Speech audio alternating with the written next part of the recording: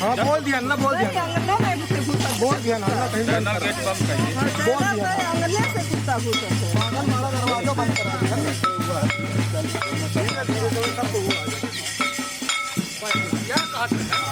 क्या यात्रा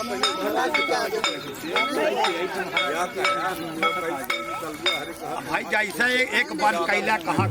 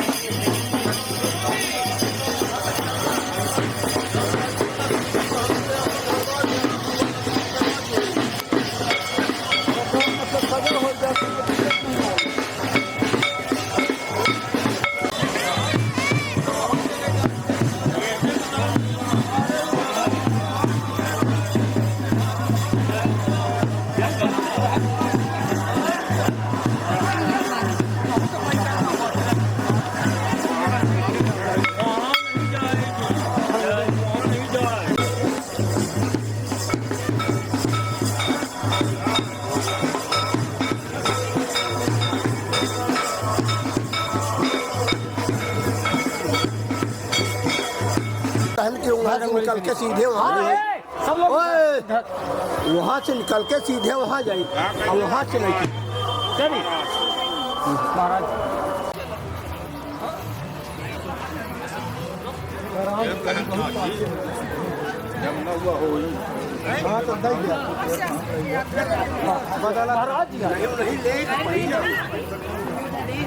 नहीं का सुनवा में कहा तो नहीं ले जाए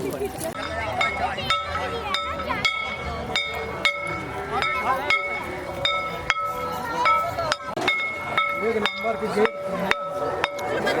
बहुत बढ़िया टमाटर गोभी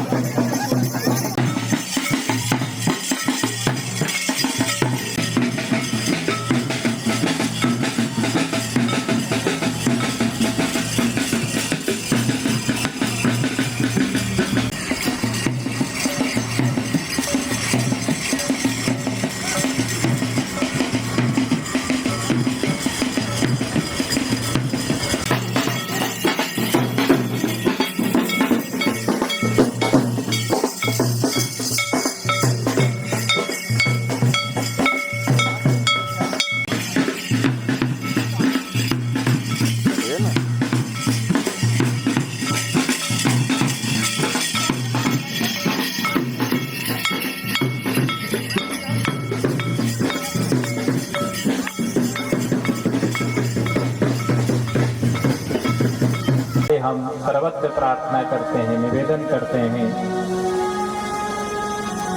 देखिए, मनुष्य शरीर की सार्थकता मंदिर जाने में भगवान शंकर को लोटा पानी का चढ़ा दिया, फूल चढ़ा दिए तोड़ के, बहुत सारा यजन कर लिया, मंदिर में जाकर वहां नमस्कार कर दिया, बहुत बड़ा भंडारा कर दिया, पर कहा दया धर्म का मूल है। धर्म क्या है? दया। आज एक स्त्री ने एक संकल्प किया है, संकल्प कर लिया है, मुझे 7 दिवसीय भगवान की कथा पूरे चोरमारी गांव समस्त क्षेत्रवासी ग्रामवासियों को श्रवण करवानी है। तो उनके सहायक बनकर इस कथा के आयोजन को सफल बनाए। समस्त चोरमारी गांव, समस्त हमारे बंधु बांधव, पांडे परिवार, सब लोग आकर उनका सहयोग करके, सहायक बन करके इस उत्सव को महोत्सव बनाइए। तब ना आपकी दया दिखेगी, तब ना आपका सत्कर्म दिखेगा, तब ना आपका पुण्यार्जन दिखेगा। तो कहा सच्चिदानंद रूपाय विश्वोत्पत्त्यादि हेतवे तापत्रय विनाशाय श्री कृष्णाय वयं नमः। हम किसको प्रणाम करते हैं? हम सब किसको प्रणाम करते हैं? श्री कृष्णाय वयं नमः। हम सब उस परम पिता श्री कृष्ण को प्रणाम करते हैं। क्यों? प्रणाम ऐसे नहीं किया जाता है। प्रणाम करने के लिए कोई ना कोई पदवी होनी चाहिए, उपाधि होनी चाहिए, गुण होने चाहिए। किसी में अब गुण है तो कोई प्रणाम करेगा। मानो हम में अब गुण भरे हैं तो आप लोग हमें प्रणाम करोगे, कहेंगे अब गुणी है, इसको तो अपना मुख छुपाओ। करेगा कोई अपने को? बताओ। तो बोला श्री कृष्ण को प्रणाम क्यों करें? तो बोला सतचित आनंद। क्या? सत भी है, चित भी है और आनंद भी है। और हम लोगों के अंदर क्या है? सत भी नहीं है, चित भी नहीं है और आनंद भी नहीं है। अब भगवान को प्राप्त करना है, भगवान को अपने जीवन में उतारना है, भगवान का दर्शन करना है, भगवान की छवि को नित्य निहारना है, तो पहले सत का आचरण करना पड़ेगा। भगवान क्या है? सच्चिदानंद है। सत का भगवान जब हमारे दादाजी थे तब भी थे, उन्होंने भी कथा सुनी। हमारे पिताजी आए, उन्होंने भी कथा सुनी भगवान की। हमारे दादाजी कहाँ गए हमको नहीं पता, क्योंकि असत है, सत नहीं है। ब्रह्म सत्यम जगत मिथ्या। अगर कोई सत है तो भगवान कृष्ण है, वो ब्रह्म है, और ये जगत तो मिथ्या है, जो मिट जाता है, जो समाप्त हो जाता है, वो झूठ है। और जो सदा है, सर्वदा है, वही सत है। उसी का नाम क्या है? श्री कृष्ण है। तो जो सत स्वरूप है हम उसको प्रणाम करते हैं। बोला चित। चित का मतलब होता है प्रकाश भी होता है, जो सर्वज्ञ है, जिसको प्रकाश की आवश्यकता नहीं पड़ती है, जो स्वयं सूर्य नारायण को आदेश देकर हमें क्या देता है? प्रकाश देता है। जो स्वयं चंद्रमा को आदेश देकर, जिनके स्वयं चक्षु ही, चक्षु मतलब 2 नेत्र, एक सूर्य है और एक क्या है? चंद्रमा। तो बोला जिन्हें प्रकाश की आवश्यकता नहीं पड़ती है, जो सर्वज्ञ हैं, सब कुछ जानते हैं। और हम लोग क्या हैं? हम लोग 2-4 कहानियां जान लें, 2-4 कहानियां लिख दें तो हम अपनी ही गाथा गाने लगते हैं। भैया हम ही हैं जो भी हैं, हमसे बड़ा कोई ज्ञानी नहीं। तो भगवान क्या है? सत स्वरूप है, चित स्वरूप है। और तीसरा क्या कहा? बोला आनंद स्वरूप है।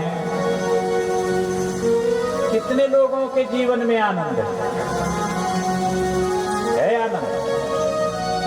कितने लोगों के जीवन में आनंद है? हम लोग आनंद कहाँ ढूंढ रहे हैं? बढ़िया कोई बंगला बन गया तो 4 दिन लोगों ने प्रशंसा करी, कही कि अरे भैया तुमने तो बहुत बढ़िया बंगला बनाया, इसमें बहुत बढ़िया गद्दे लगाए। और हम भी उसमें जब विश्राम करने गए तो आप बोल दिया बड़ा आनंद आया। वो आनंद नहीं है, वो तो सुख है, सुख क्षणिक सुख है।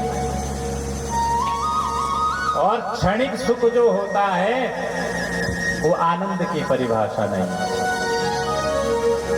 जहां दुख और सुख का लेश मात्र भी नहीं रहे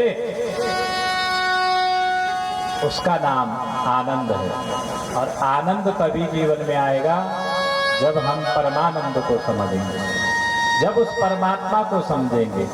तो हमारे प्रभु आनंद स्वरूप हैं, प्राप्त हो जाए भगवान का लोक प्राप्त हो जाए, गोलोक धाम प्राप्त हो जाए। इसी के लिए आप हम सब यजन करते हैं, साधन कर रहे हैं। पर साधन तभी संभव होगा भैया जब आप हम सब अपने हृदय में उस हरि का चिंतन कभी विस्मरण ना हो। क्योंकि भगवान की कथा की सार्थकता तभी है जब भगवान की कथा को श्रवण करते करते उनकी छवि को निहारते रहे। तो बोला इस कथा को अगर कोई नित्य प्रति उसका पाठ करके भगवान की कथा को सुनता है तो उसको वैकुंठ धाम की स्वतः ही प्राप्ति हो जाती है। सप्ताहेनम श्रुतं चेत सर्वथा मुक्तिदायकम।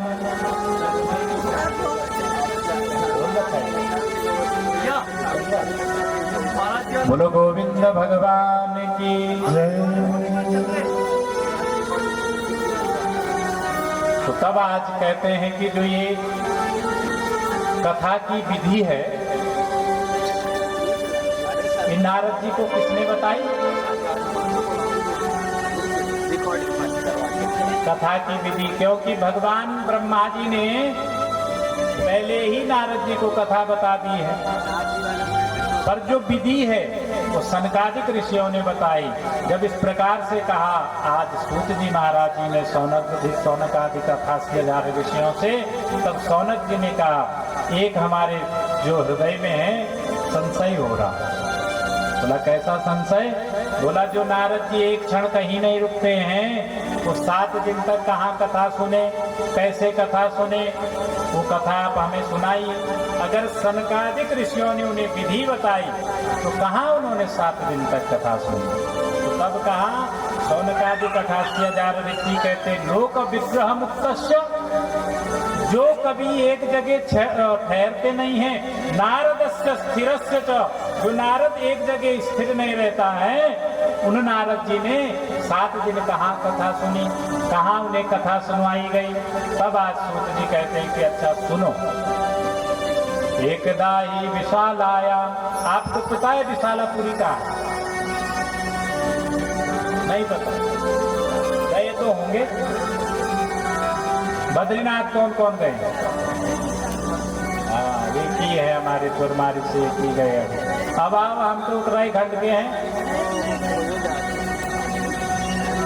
तो जो बद्री विशाल है उसी को विशालापुरी कहते हैं। एक समय की बात है, कौन कह रहे हैं? सूत जी। एकदा ही विशालायाम, पहले कहा अत्र ते कीर्तयिष्यामि, ये बहुत पुराना इतिहास है। बोला कैसा इतिहास है? भक्ति युक्तम कथानक। पर इस इतिहास को भक्ति युक्त होकर एक चित्त होकर श्रवण करना होगा, तभी ये कथा समझ आएगी। तो बोला क्या क्या है?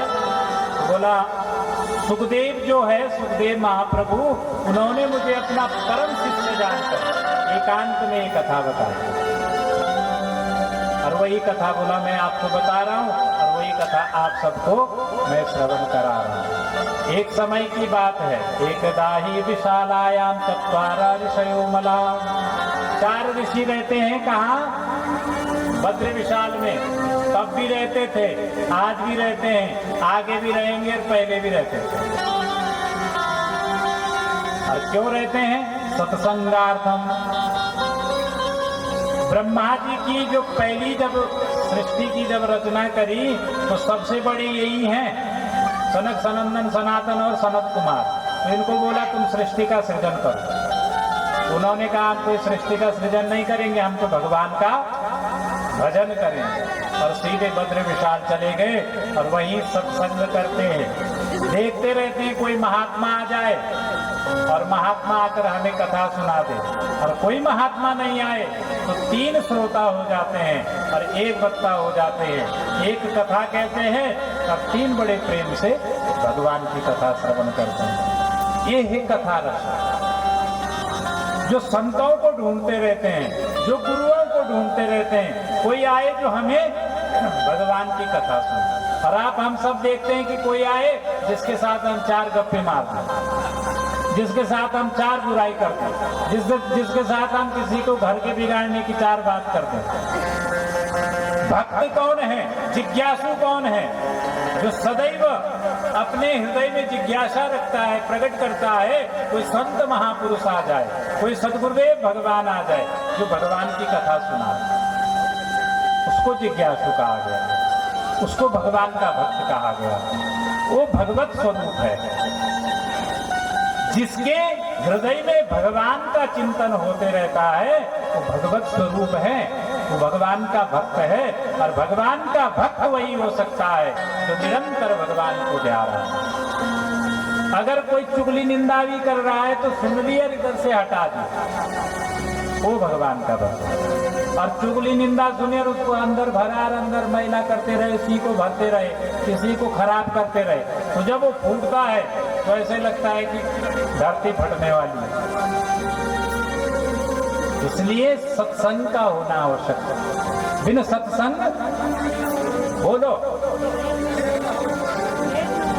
विवेक ना हो।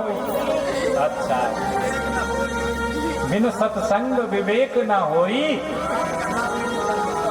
बस इतनी सी बात है, सब आप लोगों को समझ आती है और फिर भी समझते नहीं हो, ऐसा क्यों करते हो?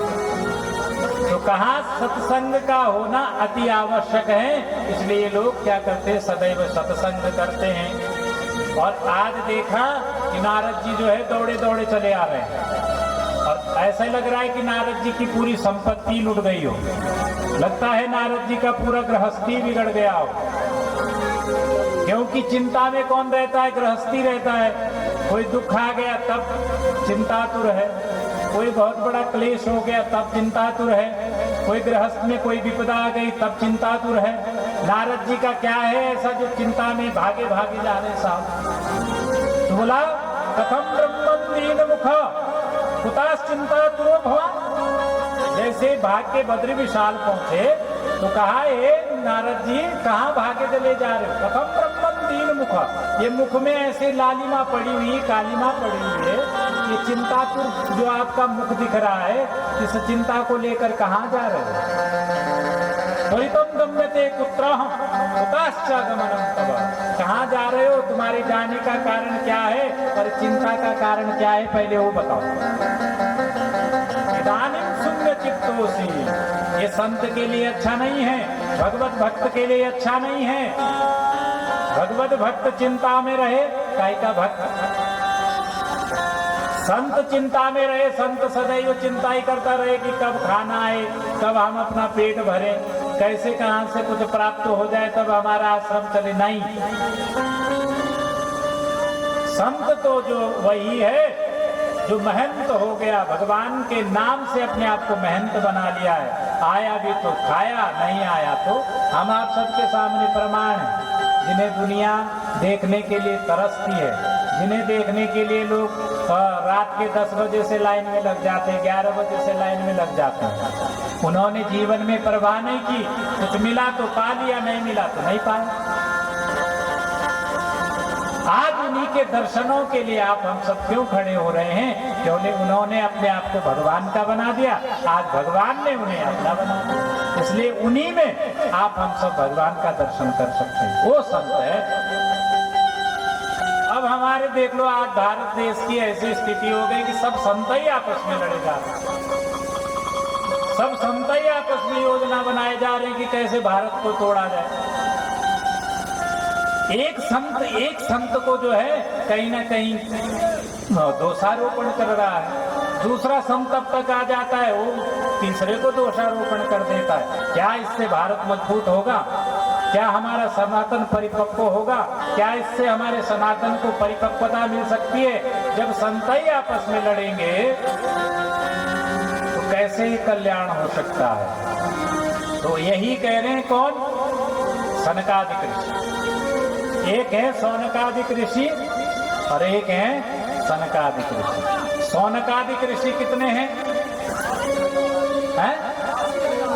हाँ, और सनकादिक है।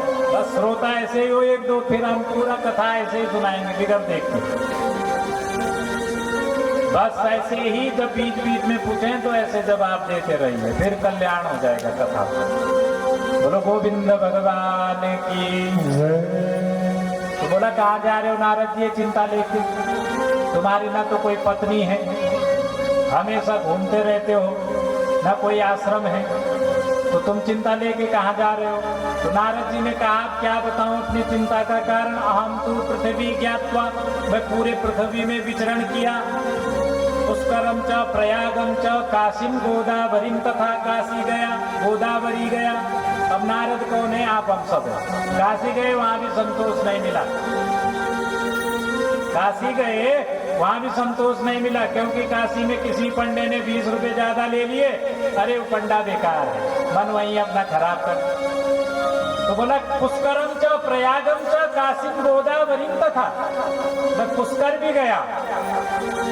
पुष्कर में किसका मंदिर है? यहाँ तो सब बढ़िया भक्त है, हमसे आप ही लोग कथा सुनो, हम सुनते हैं।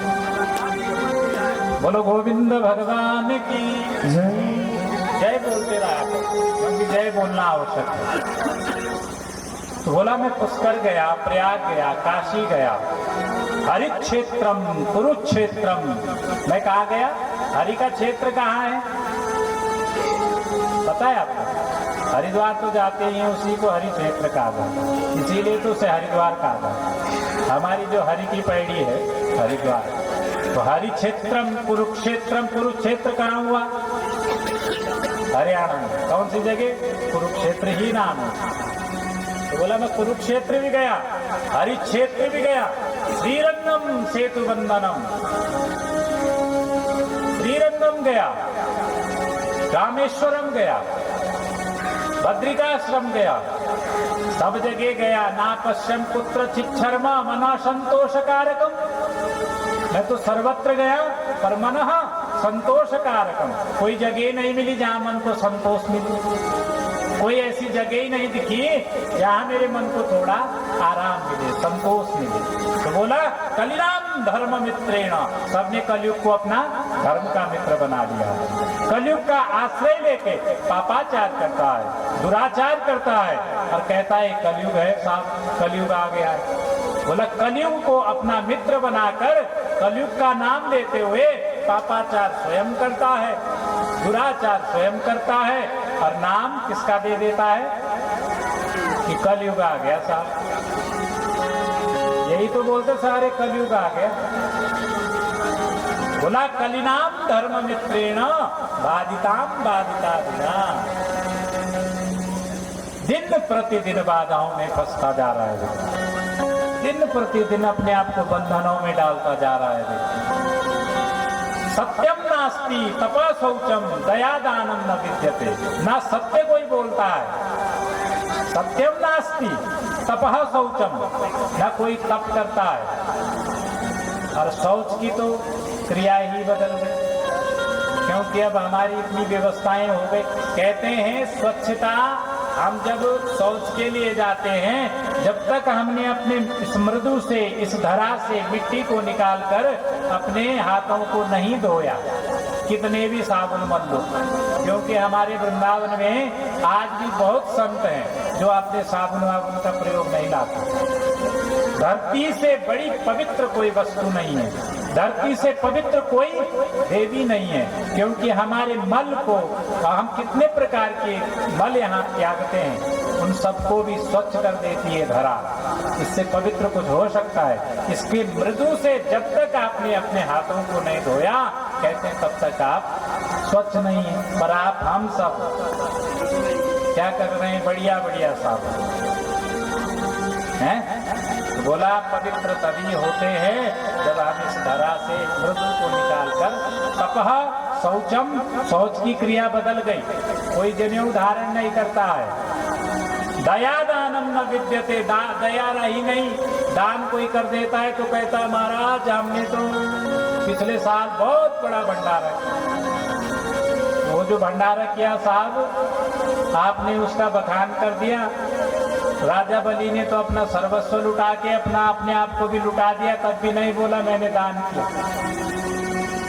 और हम लोग एक भंडारा कर देते हैं, उससे हम कहते हैं कि हमने बहुत बड़ा भंडारा कर दिया। तो बोला सत्यम नास्ति तपः शौचम दया दानम न विद्यते उदरम विनो जीव बारकाकूट भाषिण। और क्या कर रहा जीवात्मा? उदरम विनो, अपने पेट को भरने के लिए झूठ भी बोल रहा है। अपना पेट किसी भी प्रकार से भर जाए, अपने पेट के लिए जो मर्जी झूठ बोलना पड़ जाए, अपना पेट भरना चाहिए, उसके लिए जीवात्मा ऐसे कार्य कर रहा। बताओ संकादिक ऋषियों, ये मेरे अग्रजों, मैं परेशान ना हूं तो क्या करूं? बोला मंदा सुमंद मतयो, मंद भाग्यो उद्धृता, पाखंडा निरता संतो विरक्ता स परिग्रह। अब देखो संत तभी तो लड़ रहे हैं आपस में जब सब पाखंडी बनकर घूम रहे हैं। जब पाखंड लेकर घूमेंगे तभी तो एक दूसरे को दोषारोपण करेंगे। देख लो अभी हमारे प्रयागराज की घटना है, तो प्रयागराज की एक घटना से जो है आज समस्त साधु संत आपस में ही टिप्पणियां करने जा रहे हैं। एक संत कह रहा है कि उसने गलत कर दिया, अब एक संत कह रहा है कि हमारे उत्तर प्रदेश के मुख्यमंत्री बेकार हो गए, कोई कह रहे कि वो शंकराचार्य जी बेकार हो गए। हमें तो इसमें कुछ नहीं कहना। हमारे सनातन को परिपक्व करने के लिए सबसे बड़ा अगर सहयोग किसी का रहेगा तो संतों की एकजुटता का रहेगा।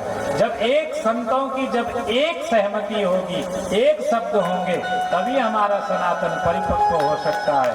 जब तक हमारे संत समाज आपस में लड़ते रहेंगे तब तक हमारा सनातन परिपक्व नहीं हो सकता है। तो कहा यहाँ का संत क्या हो गया? तरुणी प्रभुता गे है। देखो जितने हमारे संसार में होते हैं तरुणी, तो तरुणी प्रभुता गे है श्यालको बुद्धिदायक। आज माता पिता नहीं है बल्कि वो बुद्धि देने वाले।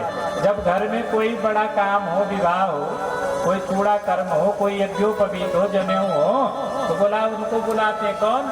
श्यालक को। क्या बोलते हैं आपके यहाँ?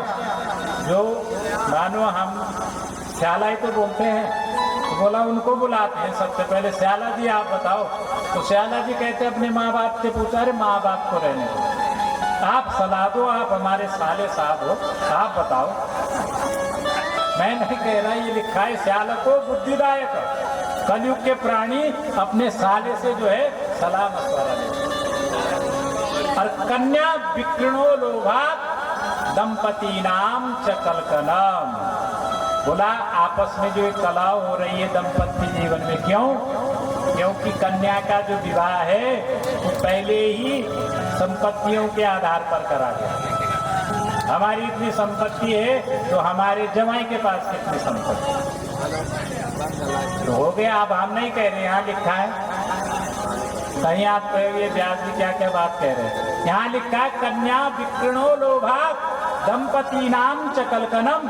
हम उसे पैसे और साम्राज्य के आधार पर जब उस रिश्ता को बना लेते हैं तो कुछ ही दिनों में उसमें क्या कलह हो जाता है और वो रिश्ता खत्म हो जाता है। ये संत महात्माओं ने लिखी है, स्वयं व्यास भगवान ने लिखी। भगवान नारायण के श्रीमुख से ये निकली है श्रीमद्भागवत महापुराण। न योगी नैव सिद्धो वा, न कोई योगी न कोई ज्ञानी। अब मेरे को 4 अक्षर आ गए, मैं ही ज्ञानी हो गया। मैं तो अपने जगत में प्रशंसा कर रहा हूँ, महाराज मैं ज्ञानी हूँ। तो मैं काई का ज्ञानी, जब मैंने खुदा ही बखान कर दिया कि मैं ज्ञानी हूँ। तो बोला कली दावा नले नाध्य साधनम भस्मताम गत। सब साधन भस्म हुए चले जा रहे हैं, इसलिए हे मेरे अग्रजों मैं परेशान इसलिए हूँ। और तो सुनो, जब देखा मैं सर्वत्र घूमा, कहीं जब सुख नहीं मिला तो मुझे लगा कि मेरे कृष्ण अभी अभी धाम से लीला पूरी करके गए, मैं जाकर वृंदावन चले जाता हूँ, वहां मुझे जरूर सुख मिलेगा।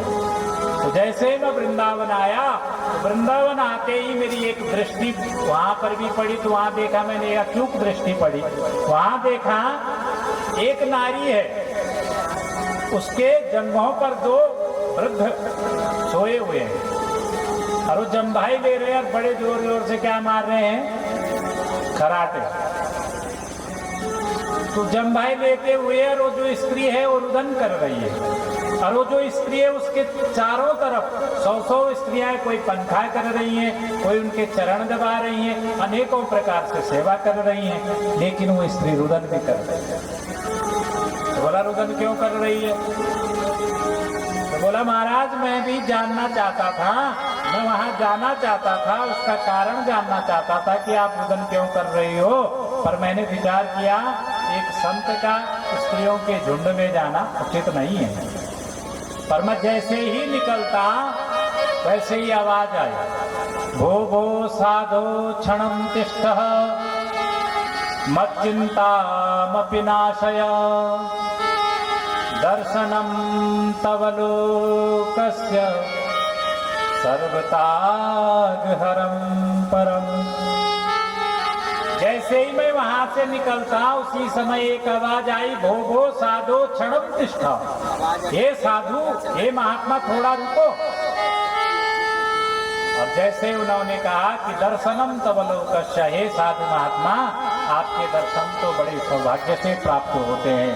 और जैसे मैं वहां रुका वो स्त्री आई और आज बहुत अपने दुख का बखान करने लगी। जब दुख का बखान करने लगी तो मैंने कहा कौन हो तुम? तो तब उसने अपना परिचय दिया। नारद जी ने कहा काशित्वम का विमोचे मां नार्या का पद्मलोचन। हे सुंदर स्त्री, ये बताओ तुम कौन हो रे जो 100 पद्मलोचना स्त्री तुम्हारी सेवा में लगे हैं और तुम्हारे जंघों पर दो वृद्ध लेटे हुए हैं और तुम रुदन कर रही हो, तुम कौन हो?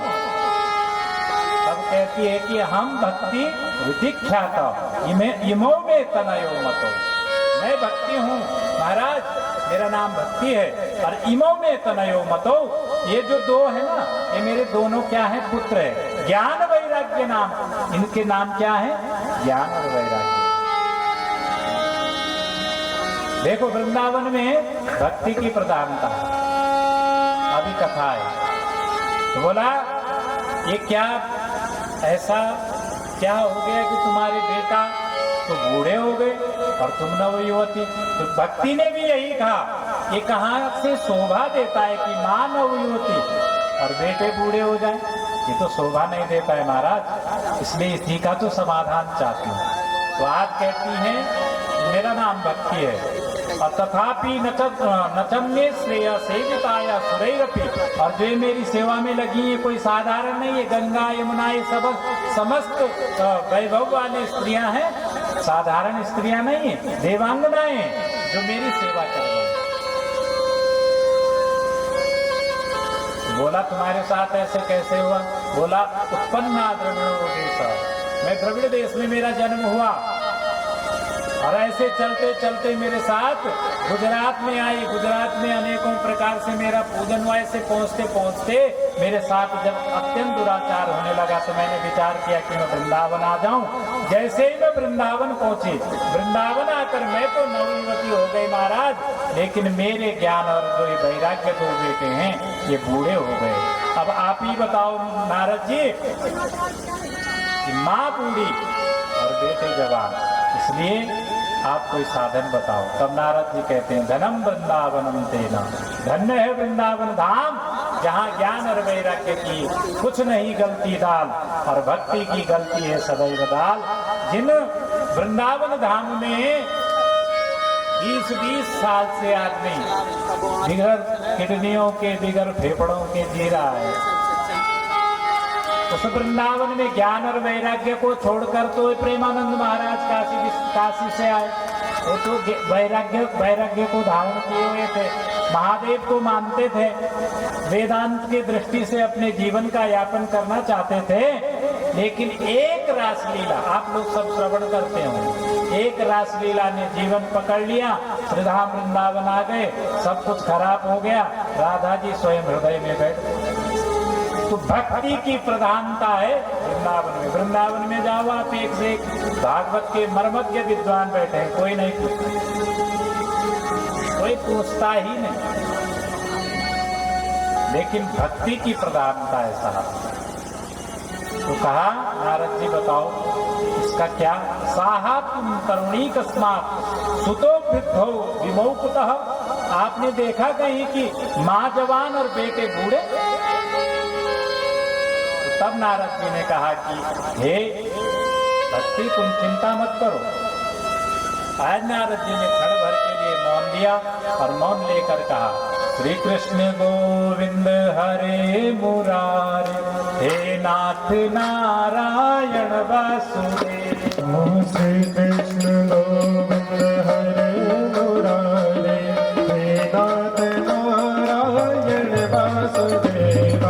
श्री कृष्ण गोविंद हरे मुरारे, हे नाथ नारायण वासुदेव। बजने वाले हैं, छोड़ दे के रहने दो। हम देखे नहीं, कभी देखे तो 5 बजने वाले हैं। कुछ लोग दूर से भी आए हैं, तो आरती करते करते समय हो ही जाएगा। तो कल हम आप सबको ठीक 12 बजे, पौने 12 बजे समस्त श्रोता कुमारी की समस्त जनता जनार्दन, हम इस ध्वनि यंत्र के माध्यम से श्रीमती चंपा देवी, श्रीमान रजत पांडे जी, धर्मपत्नी श्रीमती आयुषी पांडे जी, समस्त पांडे परिवार की तरफ से हम आप सबको निमंत्रण देते हैं। जिनको निमंत्रण नहीं पहुंचा, भगवान की कथा के लिए कभी निमंत्रण की आवश्यकता नहीं होती है। भगवान की कथा के लिए निमंत्रण का इंतजार मत करना, क्योंकि अंत समय जब आएगा तब निमंत्रण नहीं आएगा, तब भगवान की कथा काम आएगी।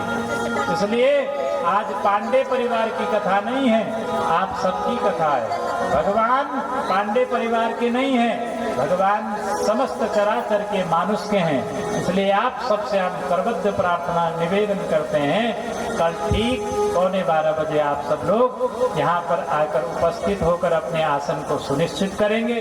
ठीक पौने 12 बजे हमारे संगीताचार्य लोग बैठ जाएंगे। सुबह 8 बजे से ठीक 10:30 पौने 11 तक पूजन, उसके बाद फलाहार इत्यादि करके ठीक 12 बजे से 4 बजे हम कथा को विश्राम दे देंगे। तो कल से आप सभी लोग प्रेम से यहाँ समय से पधारेंगे। बस 5-7 मिनट की चर्चा करके आज की कथा को हम विश्राम देते हैं। बोलो गोविंद भगवान की जय। थोड़ा सा जो है आज मौन लेकर कहा कि हे भक्ति तुम चिंता मत करो। अंततो गत्वा कहा कि ये वृंदावन की महिमा है कि यहाँ ज्ञान वैराग्य की दाल नहीं गलती है, और तुम तो भगवान की प्राण बल लगाओ। भक्ति तुम क्यों चिंता करती हो? तुम्हें तो अपने हृदय में सदैव रखते हैं। जिस भक्त के हृदय में भक्ति महारानी रहती है, वहीं तो हमारे गोविंद भी रहते हैं। तो अंततो गत्वा कहा, भक्ति कहती है कि एक पापी कलयुग को, तो कलयुग के प्रभाव से ही ये भक्ति तुम्हारे जो पुत्र है ये अचेत हो गए, साधन शून्य हो गए हैं। इनके ज्ञान और वैराग्य को क्या है, नींद आ गई है जो खुल नहीं रही है। तो तब भक्ति कहते हैं कि इस कलयुग को परीक्षित जी महाराज ने छोड़ क्यों दिया? जैसे ही मिला था वैसे ही अपने धनुष पर जैसे ही अपना बाण चढ़ाया वैसे ही इसका समापन कर देना चाहिए था। तब आज नारद जी कहते हैं कि अरे भक्ति इस कलयुग की बड़ी महिमा है। यदा मुकुंदो भगवान क्षमा त्यक्त्वा स्वपदम गतः। इस कलयुग जैसे ही भगवान ने इस धाम को छोड़ा, यहाँ से अपने पैर उठाए, वैसे ही कलयुग आ गया था। तो ये कलयुग जैसे ही आया, छोड़ा क्यों? तो बोला यत् फलम नास्ति तपसा, जो फल आपको तप से नहीं मिल सकता, अनेकों वर्ष तक तप करके भी नहीं मिलेगा, न योगे न समाधि न, योग कर लो, समाधि में बैठ जाओ, तब भी प्राप्त होंगे कि नहीं होंगे, कोई भरोसा नहीं। तत्फलम लभ्यते सम्यक, वही फल कलौ केशव कीर्तनात्, वही फल आपको किससे प्राप्त हो जाएगा? भगवान के कीर्तन मात्र से। तो आइए भगवान के कीर्तन और यहीं से प्रारंभ करें। हरे राम राम राम हरे हरे, हरे राम राम राम हरे हरे, हरे राम राम राम हरे हरे, हरे राम राम राम हरे हरे, हरे कृष्ण कृष्ण हरे कृष्ण कृष्ण कृष्ण हरे हरे, हरे कृष्ण कृष्ण कृष्ण हरे कृष्ण कृष्ण कृष्ण हरे हरे, हरे